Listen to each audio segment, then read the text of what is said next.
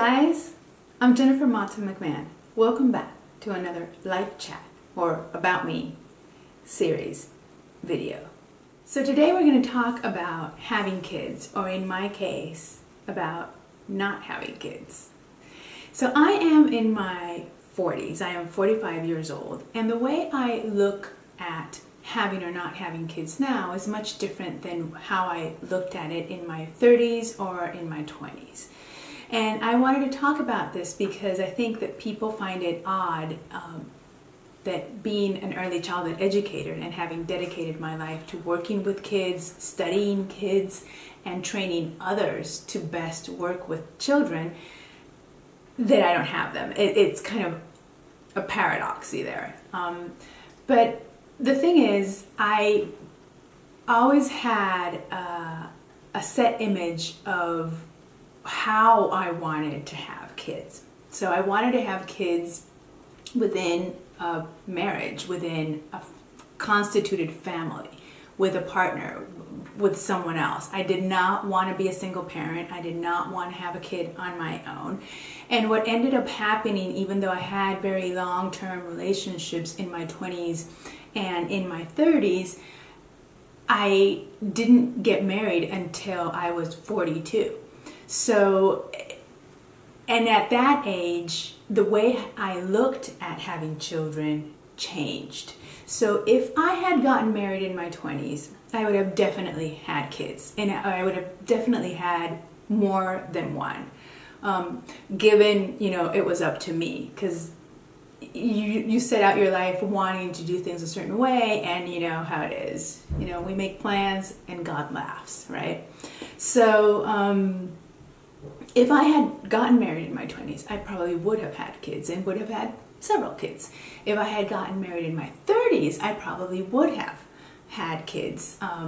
Maybe not many, but maybe one. But since I got married in my 40s, and I think, Mike and I were in a relationship where we're together for many years before we got married. And we talked about this because I turned 40 while we were together. And I was noticing that I was reaching that age where they say, well, after this age, it's going to be very difficult to have kids if you want to have them. And we had that conversation about, if we're going to have kids, it has to be now. It's like now or never. And we did try for a while. And what happened was we didn't get pregnant. So, and I think that it was difficult to decide to just, okay, let's go for this, and if it happens, great.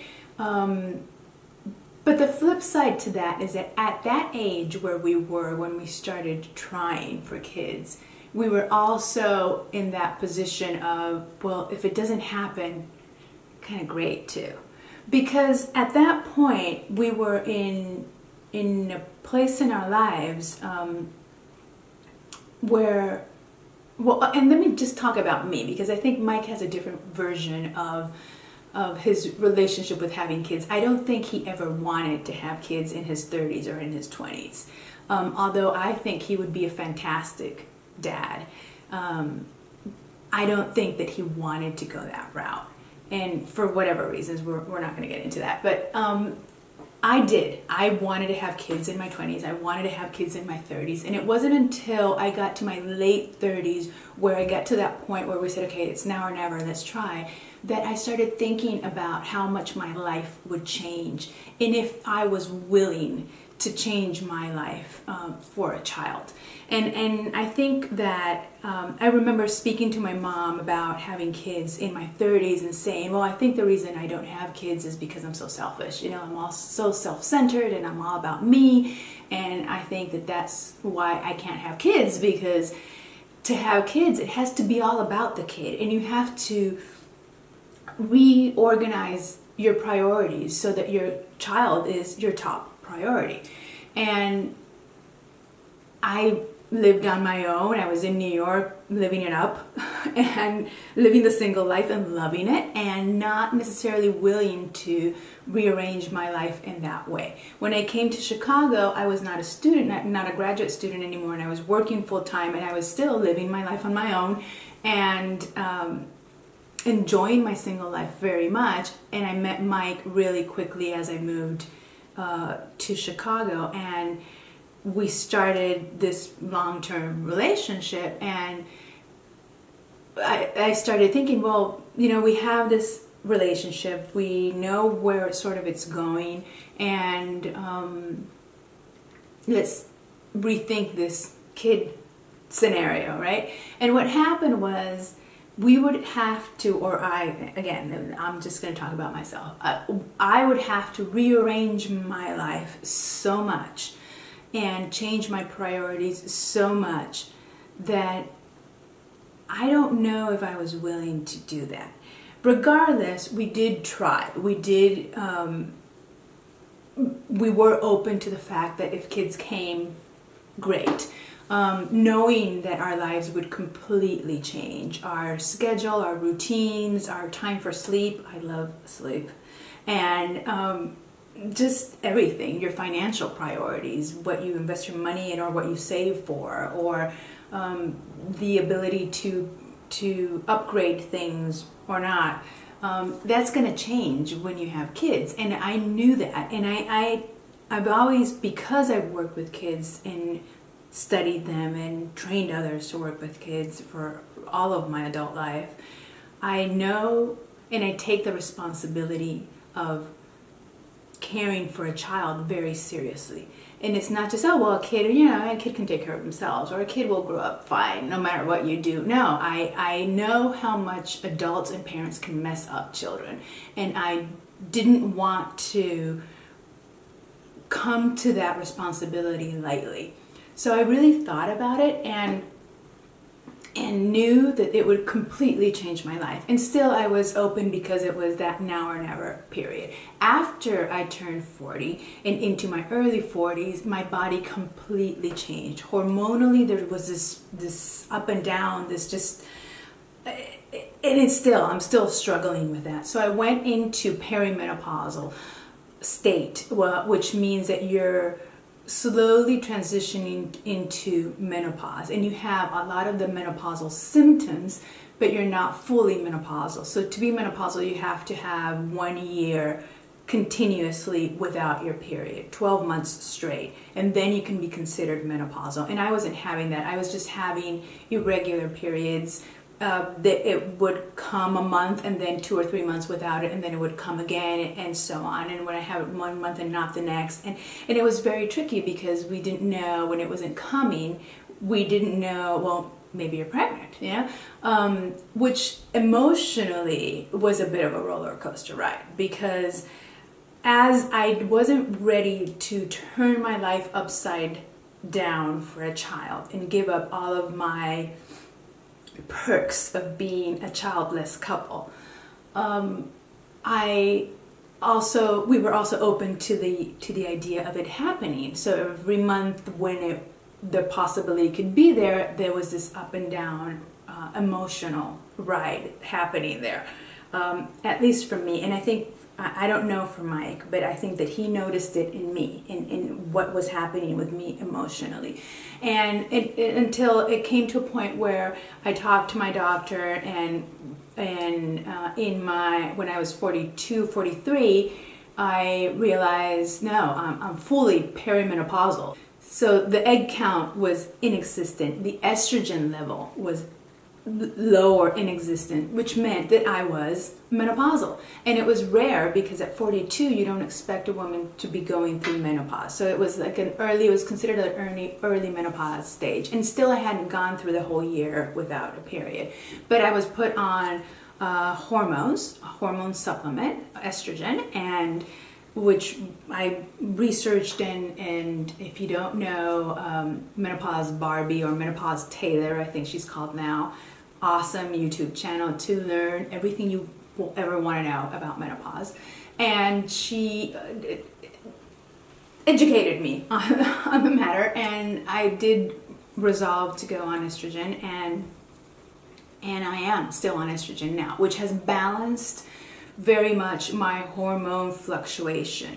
Although recently, what happened recently is at the 10-month mark of not having a period. So I was 2 months shy from being considered fully menopausal. I got my period. I was so pissed.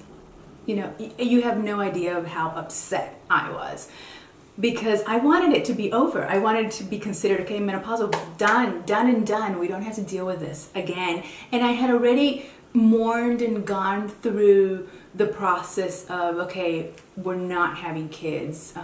That emotional roller coaster ride at 3 years ago that was happening, five to 3 years ago, had passed, and I was beyond that, and I could also notice it because I think that when you don't have kids, the other thing you have to deal with, aside from your hormones, your emotions, your decisions with your partner, of how your life is going to be, and embracing now to the future, what you project for your life in the future, you also have to deal with the expectations of others and the questions. So every time before, when we were in that process of potentially having kids because we weren't avoiding them, avoiding getting pregnant, every time I had someone ask me that question of, well, do you have kids? Would you want to have kids? Or are you trying to have kids? Or you okay have kids at this point? And people are just so involved about children.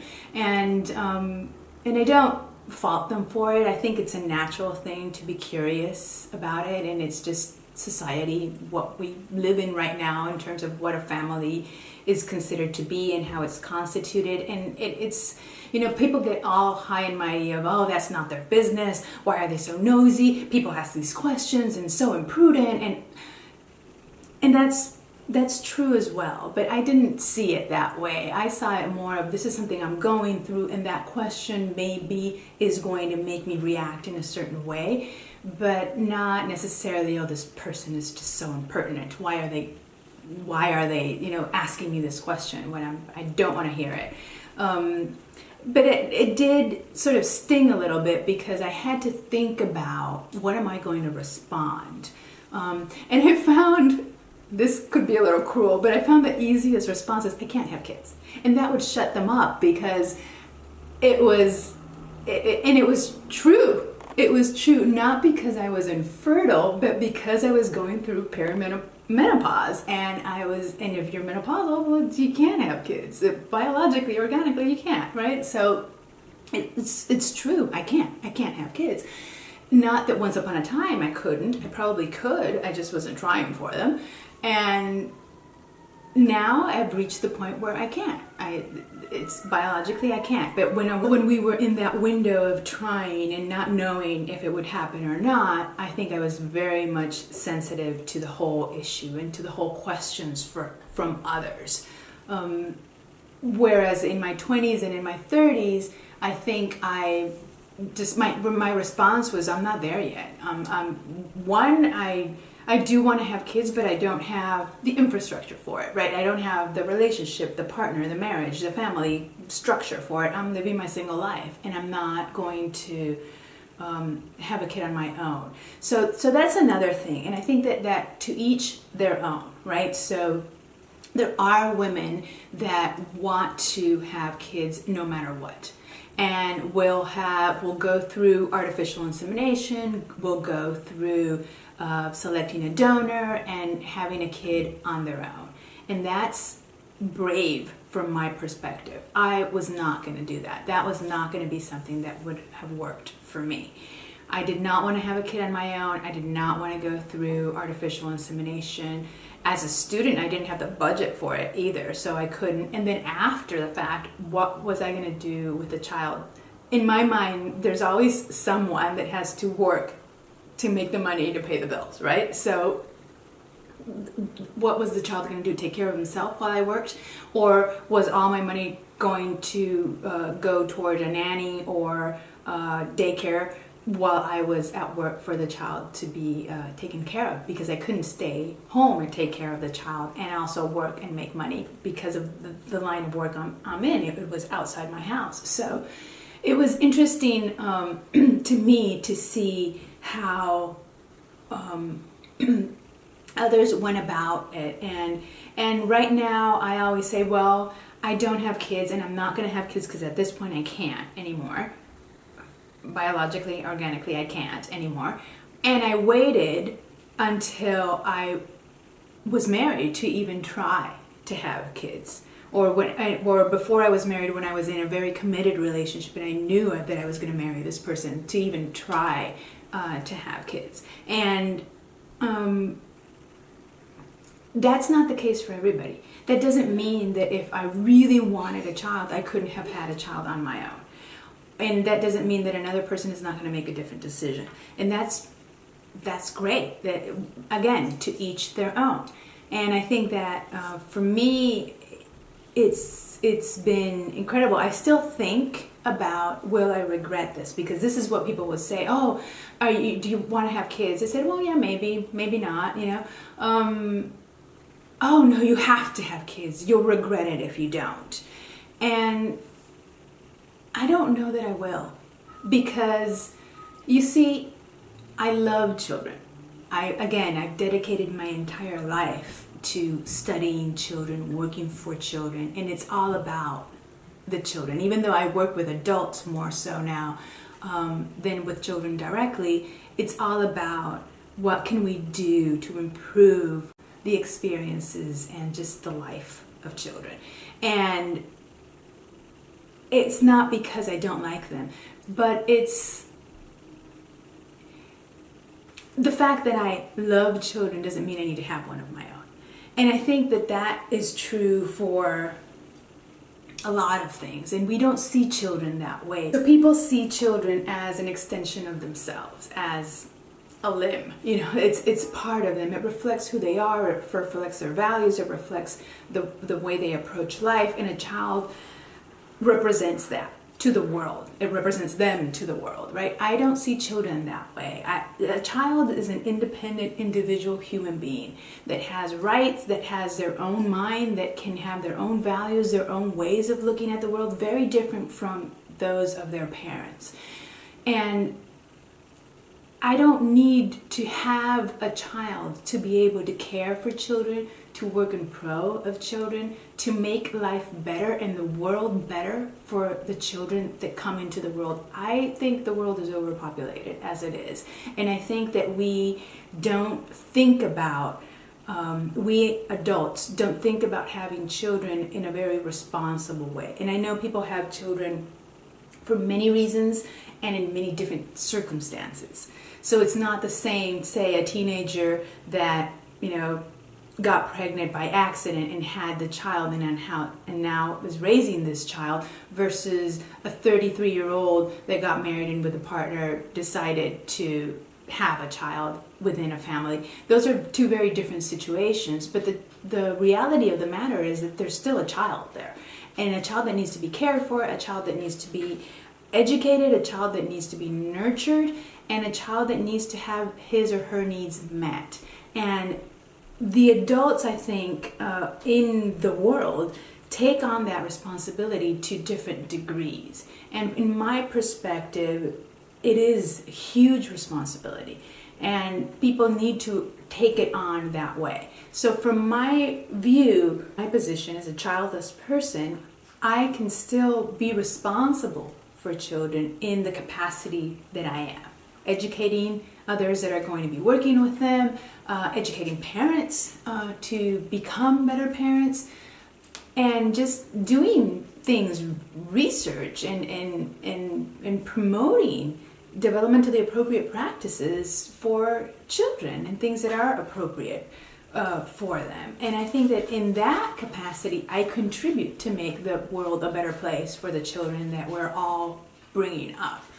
And on the issue, on the topic, to wrap this up, on the topic of having children, I think that for me, one is a very personal decision. And I went from wanting them to realizing, I think I really don't, at this point in my life. That doesn't mean that if I had had the opportunity to have children earlier in my life, in my 20s or in my 30s, I wouldn't have had them. I probably would have. But right now, in the decade that I am right now in my life, I don't think that that would be something that would be, I don't want to say good or appropriate, but that would be what would be fulfilling for me right now. I think that Mike and I are in a position or in a place in our lives where we are happy and fulfilled with what we have right now and where we are. And I also think that we're too old. Too old to care for a newborn, too old to have these sleepless nights, too old to go through all the stages that this child is going to go through, and to be there for him or her in the way that a child deserves parents to be there for them. And I think that because of that, it's really good that we come to that realization and that we're not in the position of now having to care for a child being at this age, and not having the strength, the stamina, the energy, or the willingness to do it, and not put the child in a position, well, you brought me here and now you give me scraps or of your time and of your energy and of your dedication, right? So I think that again, to each their own, right? So whatever works for you is going to work for you. Whatever is going to work for me and for us is going to work for us. And but the important thing, I think, is to realize it. You don't have to have kids. And no matter how many times you get that question from others of, do you have kids? Do you want kids? Are you going to have them? Why not? And make you feel bad because of the decisions that you've made in your life, or the circumstances that are in your life that are beyond your decision. To not let others tint the way that you decide that your life should be lived for you and for your family. There's no cookie cutter, one size fits all in terms of what kinds of families and what kinds of lives we're going to live and have. So mute them out. It's not about them. It's about you and the decisions that you've made and what works for you and your family. And that's what should count. That's what you should be focused on. And nothing against people that have children early on in their life, nothing against with people who have children later on in their lives and make that decision, who are my age and are making the decision to adopt a child or to have a child, go through all the in vitro process to have a child. Nothing against that. To each their own, right? So, but I just thought I would put out my 2 cents about why I don't have children, and how that sort of came to be. I hope you enjoyed it. I hope you learned something about the topic or about me, and I hope you come back for more future videos in the following weeks from this series about me or about life chats. And I hope the surrounding noises weren't too distracting. My dogs have been walking around and coughing a lot this morning, and there's been outside noises as well. So hopefully I can edit those out, but if not, I apologize for the surrounding noise. I'll see you soon. Bye.